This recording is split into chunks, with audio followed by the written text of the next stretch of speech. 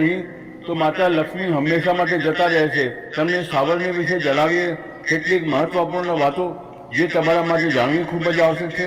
તૂટેલી સાવરણીનું શું કરવું અને આનો કયો સરળ ઉપાય તમને કરોડપતિ પણ બનાવી શકે છે। તૂટેલી સાવરણીને ફેંકતા પહેલા આ વિડીયો જરૂર જુઓ।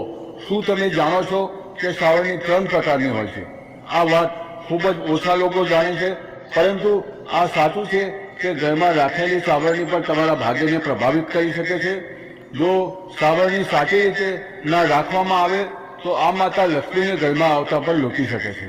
આ વિડીયોમાં અમે તમને જણાવીશું કે કઈ સાવરણી શુભ હોય છે અને કઈ અશુભ પ્લાસ્ટિકની સાવરણી અને ફૂલવાળી સાવરણી, આમાંથી કઈ સાવરણી તમારા ઘર માટે યોગ્ય છે અને કઈ તમારા ઘરમાં દરિદ્રતા લાવી શકે છે, આ બધું તમને અહીં જ ખબર પડશે।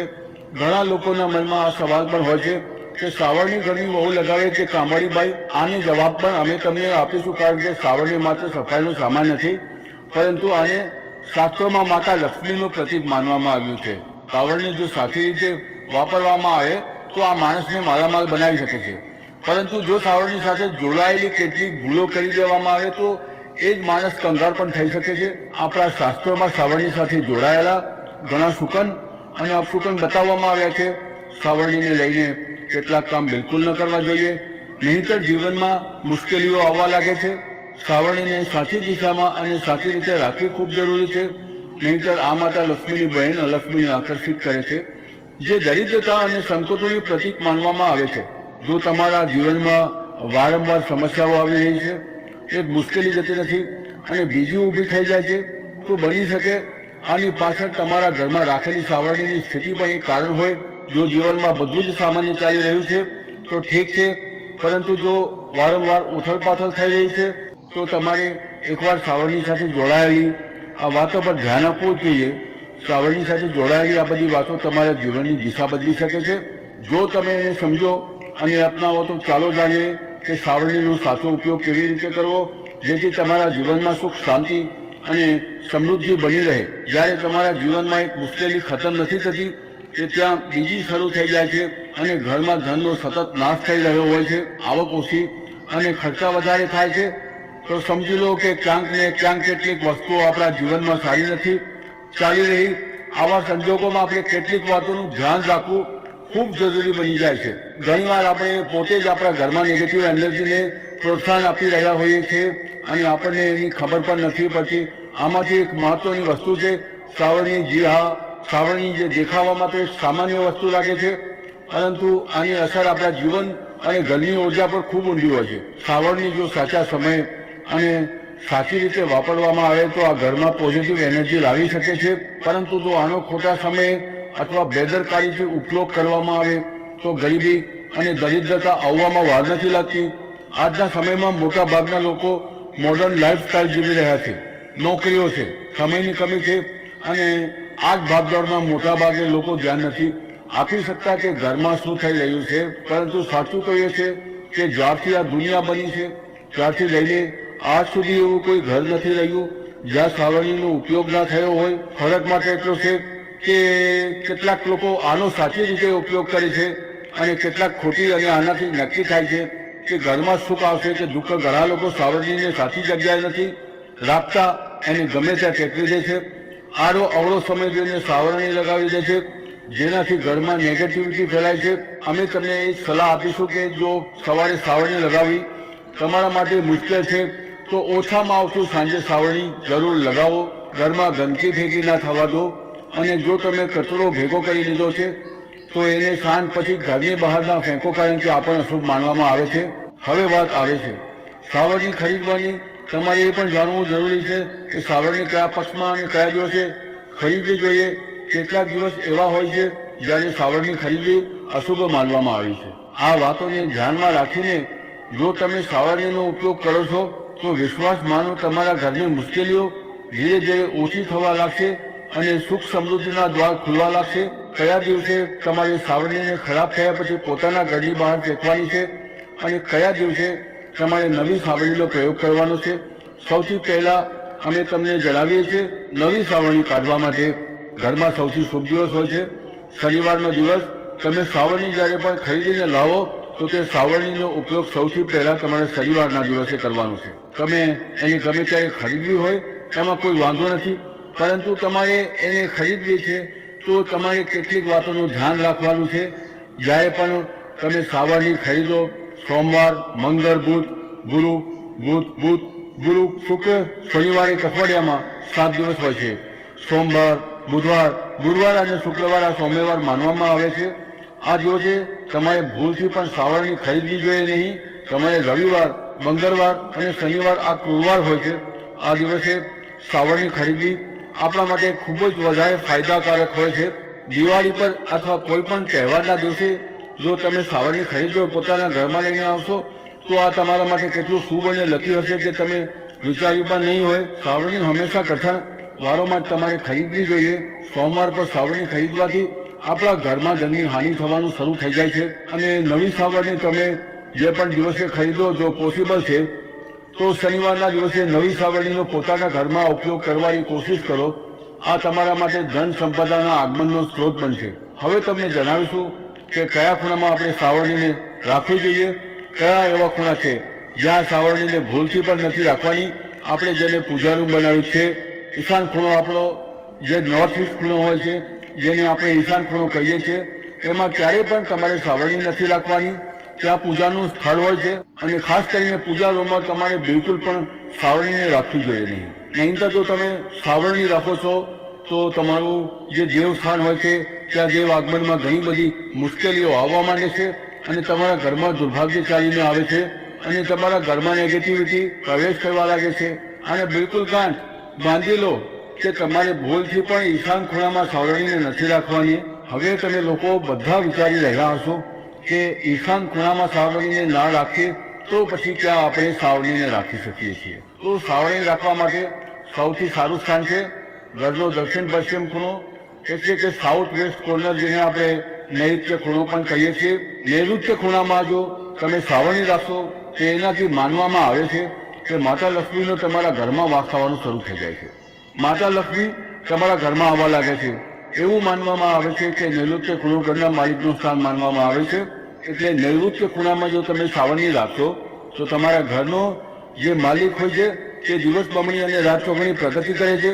હવે વાત કરીએ કે ઘરમાં સાવરણી કયા સમયે લગાવવી જોઈએ. ઘરમાં સાવરણી લગાવવા પૂરું કરવા માટે આખરે શું યોગ્ય સમય છે? આપણા વેદ પુરાણોમાં 4 સમય બતાવવામાં આવે છે.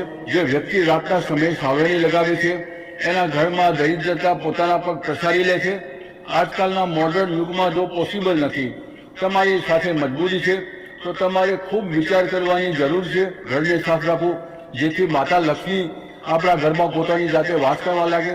માતા લક્ષ્મી ઘરમાં પોતાનું નિવાસ સ્થાન બનાવી શકે. લક્ષ્મીનું નિવાસ સ્થાન બનાવવા માટે એમને સાફ સ્વચ્છ જગ્યા જોઈતી હોય છે.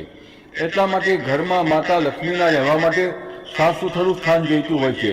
જો તમે સાવરણીને રાતમાં લગાવશો, તમારી ઘણી મોટી મજબૂરી છે જેના કારણે તમારે રાતમાં સાવરણી લગાવવી પડી રહી છે, તો તમારે શું કરવાનું છે? કચરો બહાર નથી ફેંકવાનો. સાવરણી લગાવતા સમયે ક્યારે પણ પગથી સાવરણીને ભૂલથી પણ સ્પર્શ પણ થઈ જાય તો એને હરીને માફી માંગી લેવી જોઈએ. એવું માનવામાં આવે છે કે સાવરણીને પગ લગાડવાથી માતા લક્ષ્મી આપણા ઘરમાં ચાલીને નથી આવતા, પરંતુ એમના સ્થાને અલક્ષ્મી આપણા ઘરમાં સ્થાન બનાવી લે છે. આ સાંભળવામાં ખૂબ અજીબ લાગે છે, પરંતુ જો આપણે વૈજ્ઞાનિક દ્રષ્ટિથી જોઈએ તો જ્યારે આપણો પગ સાવરણીને લાગે છે તો સાવરણીમાંથી કીટાણુ આપણા શરીરમાં લાગી શકે છે. તમે મોટાભાગે સાંભળ્યું હશે ઘર પર આપણા માતા પિતાને ખીજાતા કે સાવરણીને પગ ના લગાડો, તો તે એટલે જ કહે છે કારણ કે સાવરણીને ધર્મ સાથે જોડીને જોવામાં આવે છે. અસલ વાત શું છે? જ્યારે તમે સાવરણીને પગ લગાવશો તમારા પગ ગંદા થઈ જશે અને સાવરણીને પગ લગાવવાથી માતા લક્ષ્મીનું અપમાન માનવામાં આવે છે.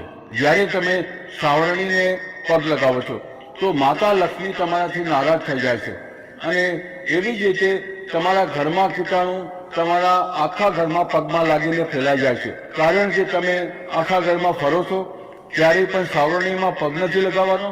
સાવરણીમાં જો પગ લાગી ગયો તો તરત જ ધોવા જરૂર જોઈએ. સાંજે સૂર્યાસ્ત થતા પહેલા સાવરણીની માટીને ક્યારેય પણ ઘરની બહાર નથી ફેંકવી જોઈએ. શાસ્ત્રોમાં આ માટીને માત્ર માટી નથી માનવામાં આવતી અને એને ઘરની બહાર કાઢવા પર માતા લક્ષ્મી આપણા ઘરમાંથી બહાર જતા રહે છે અને એમની જગ્યાએ એમની બહેન અલક્ષ્મીનો પ્રવેશ થઈ જાય છે. ધ્યાન રાખો, હંમેશા ઘરમાં સાવરણીને છુપાવીને રાખવી જોઈએ. તમારે ભૂલથી પણ ક્યારેય પણ ખુલ્લી જગ્યામાં સાવરણીને નથી રાખવાની. જો તમે સાવરણીને ખુલ્લી જગ્યામાં રાખશો તો એને ખૂબ મોટો અપશુકન માનવામાં આવે છે. એટલે હંમેશા પ્રયત્ન કરો કે તમે તમારા ઘરમાં સાવરણીને એવી જગ્યાએ છુપાવીને રાખો જ્યાં બહારવાળાની નજર તમારી સાવરણી પર ના પડે. હવે તમે વિચારી રહ્યા હશો કે આપણે આપણી સાવરણીને ક્યાં રાખીએ, આપણે છુપાવીને ક્યાં રાખીએ. તો તમે પલંગની નીચે પોતાની સાવરણીને રાખવાનું વિચારી રહ્યા હશો, પરંતુ તમારે બિલકુલ પણ એવું નથી કરવાનું. નહીંતર તમારા ઘરમાંથી અનાજ ખૂબ જલ્દી ખતમ થઈ જશે. એટલે તમારે ઘરમાં પલંગની નીચે સાવરણી નથી રાખવાની. સાથે જ સાથે સ્વાસ્થ્ય સંબંધી મુશ્કેલીઓ તમારા ઘરમાં જન્મ લઈ લે છે. જો કોઈ બાળક અચાનક ઘરમાં સાવરણી લગાવવા માંડે તો સમજો કે તમારા ઘરમાં મહેમાન આવવાના છે. આ બધું આપણી સાવરણી સાથે જોડાયેલા શુકન અને અપશુકન છે. સૂર્યોદયથી પહેલા ઘરમાં નિયમિત રૂપથી પોતું લગાવવાથી તમારા ઘરમાં માતા લક્ષ્મીનો નિવાસ થવા લાગે છે. પરંતુ જૂના સમયની એક માન્યતા એવી પણ છે કે ગુરુવારના દિવસે ઘરમાં પોતું ના લગાવો. આવું કરવાથી માતા લક્ષ્મી આપણાથી નારાજ થઈને જતા રહે છે. બાકીના બધા દિવસોમાં તમે પોતું લગાવી શકો છો. આજના જમાનામાં મુમકિન નથી. ધ્યાન રાખવું કે આજે કયો દિવસ છે અને કાલે કયો દિવસ હશે. તો જો તમે ખૂબ વધારે માનો છો તો તમે આ ચીજમાં થોડું ધ્યાન આપી શકો છો. પોતું લગાવવાવાળા પાણીમાં કોશિશ કરો કે રોજ એક ચમચી અથવા અડધી ચમચી પોતાના પોટમાં મીઠું નાખો. મીઠું તો ખૂબ સસ્તું આવે છે. તમે બજારમાંથી સમુદ્રીવાળું આખું મીઠું લઈને આવો અને પોતાના ડબ્બામાં ભરીને રાખી લો અને એમાં તમે 2 ચમચી પોતાના પોતું લગાવવાવાળા પાણીમાં નાખો. તમે આખા ઘરમાં પોતું લગાવશો તો તમારા ઘરમાં સદૈવ સુખ સમૃદ્ધિ બની રહેશે. તમારે શનિવાર રવિવાર જ્યારે પણ તમને દિવસ યાદ ના આવે તે દિવસે કોઈ વિચાર કર્યા વગર પોતાના પાણીમાં ખુશી ખુશી મીઠું નાખીને પોતું લગાવી શકો છો. આનાથી તમને કોઈ દોષ નહીં લાગે. તમે જોશો કે તમારા ઘરમાંથી જેટલી પણ નેગેટિવ એનર્જી હતી તે સમાપ્ત થઈ ગઈ છે અને તમારા ઘરમાં પોઝિટિવ એનર્જીનો વાસ થવા લાગ્યો છે અને તમારા ઘરમાં સદૈવ શાંત માહોલ બનેલો રહે છે. ધ્યાન રાખો, જો તમે ગામમાં રહો છો તો મોટા ભાગે એવું થાય છે કે જો નથી તો આપણા બંગલાનો ગેટ ક્યારેય ખુલ્લો રહી જાય તો ગાય ભેંસ જાનવર આપણા ઘરમાં ઘૂસે છે. તો એવામાં ક્યારેય પણ ગાય અથવા કોઈ પણ જાનવરને ઘરની સાવરણીથી તમારી ભૂલથી પણ નથી મારવાનું. જો તમારા ઘરમાંથી કોઈ પણ વ્યક્તિ શુભ કાર્ય માટે નીકળી રહ્યો છે તો એના પછી તરત તમારે પોતાના ઘરમાં ભૂલથી પણ સાવરણી નથી લગાવવી જોઈએ. ઓછામાં ઓછું એ વ્યક્તિના ગયા પછી 8 કલાક તમારે રોકાવું જોઈએ. જ્યારે કોઈ વ્યક્તિ તમારા ઘરમાંથી નીકળી જાય એના તરત પછી સાવરણી લગાવવું શાસ્ત્રમાં સારું નથી માનવામાં આવ્યું. એવું કહેવાય છે કે આવું કરવું મૃત્યુનો સંકેત માનવામાં આવે છે. એટલે આનાથી બચવું જોઈએ. સાવરણીને ક્યારેય પણ ઊભી કરીને નથી રાખવી જોઈએ. ઘણા બધા લોકો આદત મુજબ સાવરણીને દિવાલના સહારે ઊભી કરીને રાખી દે છે, પરંતુ આ એક મોટો અપશુકન હોય છે અને ઘરમાં નકારાત્મકતાને આમંત્રણ આપે છે. જો તમે નવા ઘરમાં પ્રવેશ કરી રહ્યા છો અને ઈચ્છો છો કે તે ઘર તમારા માટે સૌભાગ્ય લઈને આવે તો જ્યારે તમે ગૃહ પ્રવેશ કરો તો પોતાની સાથે સાવરણી જરૂર લઈને જાઓ. શાસ્ત્રો અનુસાર સાવરણીમાં માતા લક્ષ્મીનો વાસ હોય છે. જ્યારે તમે સાવરણીને ઘરની અંદર લઈને જાઓ છો તો આનો મતલબ થાય છે કે માતા લક્ષ્મી પણ તમારા નવા ઘરમાં પ્રવેશ કરી રહ્યા છે. આનાથી તમારા ઘરમાં સુખ સમૃદ્ધિ અને બરકત બની રહે છે. સાવરણી લગાવવાનો સમય પણ ખૂબ અગત્યનો હોય છે. ખાસ કરીને સૂર્યાસ્તના સમયે અથવા સૂર્યાસ્તના તરત પછી સાવરણી નથી લગાવવી જોઈએ. એ સમયે ઘણા બધા કામણ કરવામાં આવે છે અને એવી માન્યતા છે કે તે વખતે સાવરણી લગાવવાથી ઘરમાંથી લક્ષ્મી જતી રહે છે. જો તમે ઈચ્છો છો કે તમારા ઘર પર ખરાબ નજર ના લાગે અને નકારાત્મક શક્તિઓનો પ્રવેશ ના થાય તો તમે એક નાનકડો ઉપાય કરી શકો છો.